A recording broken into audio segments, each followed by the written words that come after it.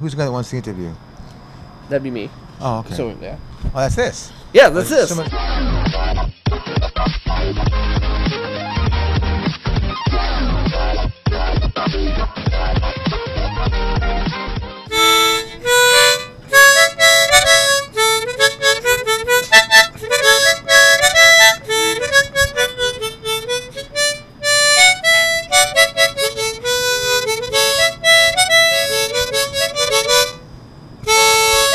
You can go on forever. I don't care.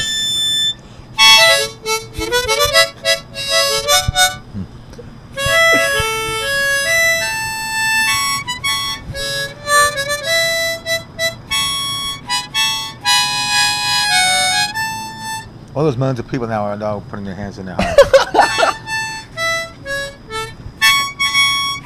Have you ever opened a ball game with that? Yeah, no, but I've done it a lot where I actually say, play ball! Oh, crap, sorry, wrong event. This isn't baseball. I did it in front of Mumford & Son. I did 30,000 kids in K-Rock Acoustic Christmas, Weenie Roast. I would just say, please welcome. You know, and then once in a while I would do, I'd play the harmonica or I'd introduce a band. I did it with Sublime a lot. I did it with Kid Rock, Korn, a bunch of them. You know? It's awesome. A rush. It's just like a real rush, you know, to, you know. It's a rush to face 30,000 kids. You know, it's even a bigger rush than that. What? Looking at that physique. Look what she's doing there. Oh my goodness! If you're gonna stretch them, you got to give us a flash.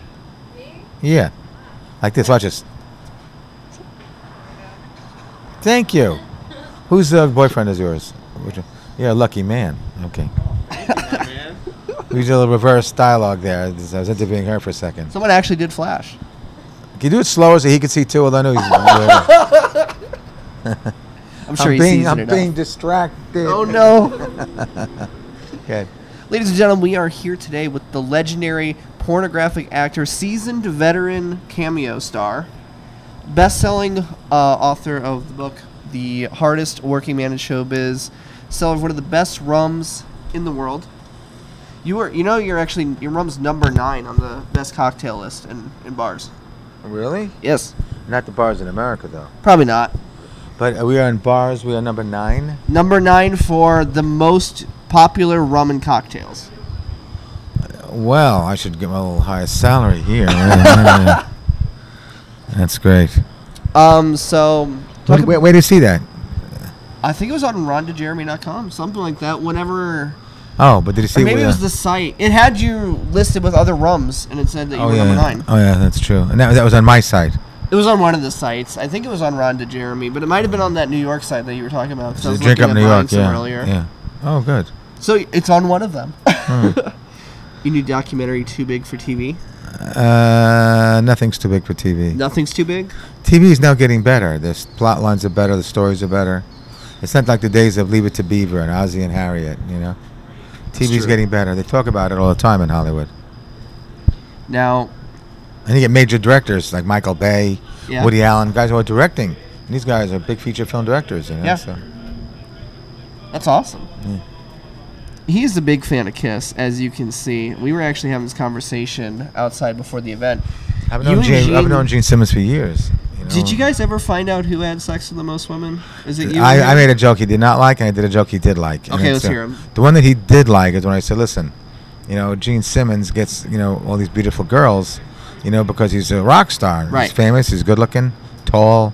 Me, I get girls because they're getting a paycheck. Can't brag, really. Yeah. Then I would go on to say, you know, he gets girls that look like his gorgeous Playboy playmate Shannon Tweed. Right. Who he married, all right?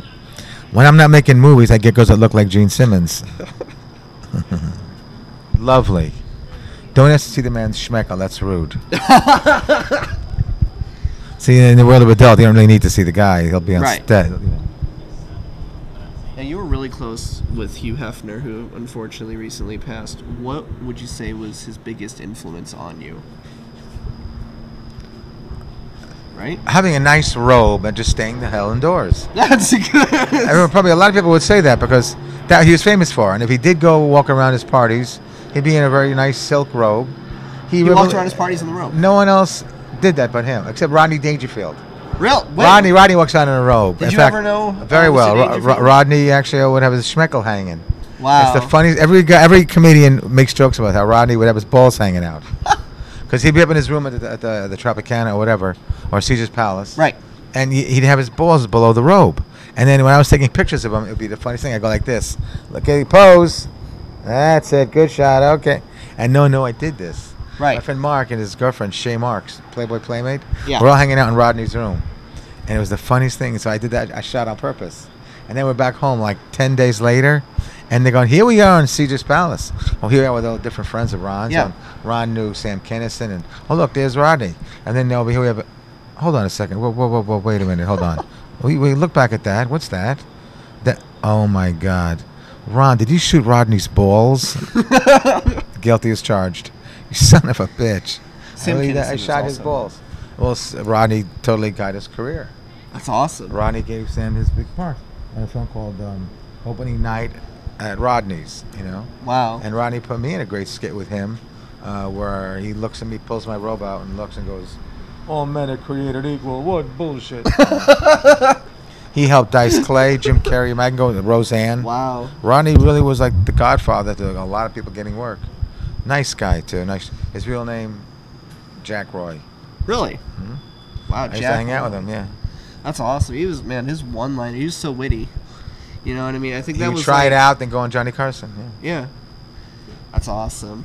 Now, speaking of Sam Kinison, you know, you were really good friends with him, too. That Yeah. was really, man, way too soon for him. Yeah. You know what I mean?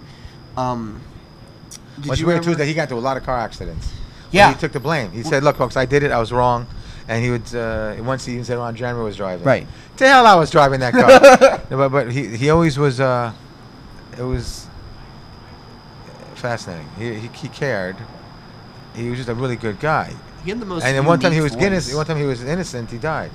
It's the Yeah. weirdest thing because he was guilty in a lot of car accidents, and this is the one time he actually beat it, or he wasn't even guilty, and then he died. Isn't that strange? Were you at his wedding? Because Yes. he had just got No. married. I was out of town. I think I was in Europe. But Wow. I was at his all the different funerals that they had for him, and the Sam Kennedy memorial they had at the Comedy Store. You know. That's crazy. He was amazing. I looked up to Sure. his music style a lot because, I mean, he had the most unique voice. You know what I mean? Like, Sam? Sam. Of course, yeah. Crazy story. Like, his whole life was just a crazy story. His opening shot, and you guys will get a kick out of this. His opening Yeah. for the World Hunger Routine. Yeah. Oh, and it's so simple and so funny.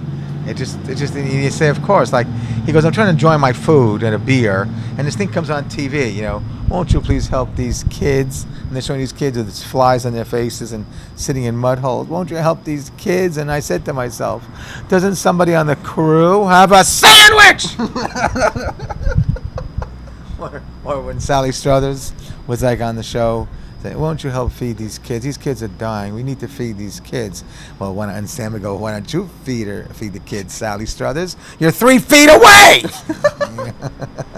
I never understood those commercials. Don't give them any food. They gotta look hungry. You gotta Like, look hey, hungry. Haji, put the flies back on your face. Okay, thank you. And roll. He's in the Screen Actors Guild, probably. Okay, let's go. And that was the hysterical routine. His World Hunger was a legendary routine, you know? That's awesome. Your cameos, like I said, like your cameos are insane. You did Tron Jeremy, Oh, yeah. the Tron Legacy. You were on the Chappelle Show. Yes. And I was With I was with Anthony Bourdain. Really? I was in a show a couple of times, and it was a great bit about romance and sexy food, like you know, more like about chocolates and things like that, you know. Not as good as the scene as you being fed carrots on Silent Library. Yeah. wow, you remember that? Yeah, that was You were funny. also in Ghostbusters.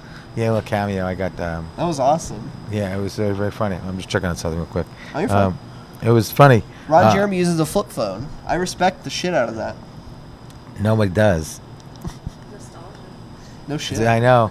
Everyone makes fun of me, and then I say, "Well, No, listen, I respect get a you call for once it. a month from a caveman wants his phone back." Yeah. First of all, people always make fun of me because they say, "Look, it's an old thing," but yet every time their cell phone falls, it cracks and breaks. You know, mine falls and breaks, it bounces back up again. And then I'm holding my cell phone with not a scratch on it.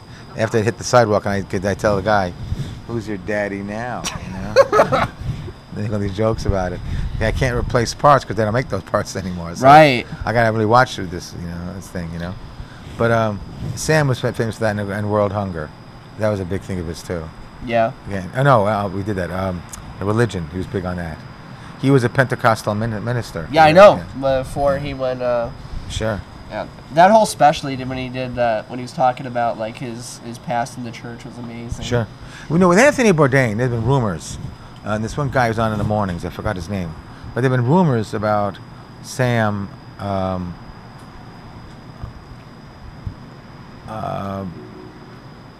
was I going to say? I'm so tired. I'm going to think it straight. You're fine. No, with Anthony, there were rumors with Anthony Bourdain that he was getting involved with some bad people without meaning to, because he was working in, and doing these food things in caves and in places where there were not too many friendly pro-American people. Yeah. So they're saying he might not have been suicide. He might have been killed. You really? It's been said. What do you think? I don't know. Because you knew him. Couldn't comment. Couldn't comment. That's No, fair. but he'd invite me to come see his show, which was very sweet. Make Ron Jeremy jokes. He's a great guy, and nice guy. Girls liked him a lot. He said his wife took karate just to fend off all the women. Right. And a lot of girls that I know did like him a lot. Yeah. They would date him in a heartbeat. He kind of reminds me of his voice and face like an Elliot Gould. Yeah. Robert Streisand's ex. But if you look at hear that voice, it sounds just like Elliot Gould. Just like it. Wow. Is it true that your mother was in the OSS? Yes. My mother was a spy. Isn't that great, guys? How many people have parents who are spies? She worked for the OSS.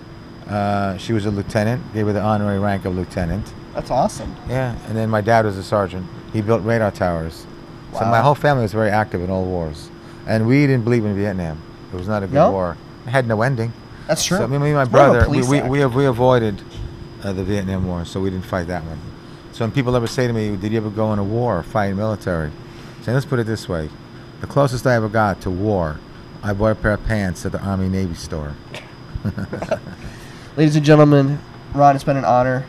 I'm waiting to meet you for 8 years, man. I'm a huge fan of you. Sure, thank you. Thank you very much for this interview. Thank you for the Ron great camera Jeremy. work.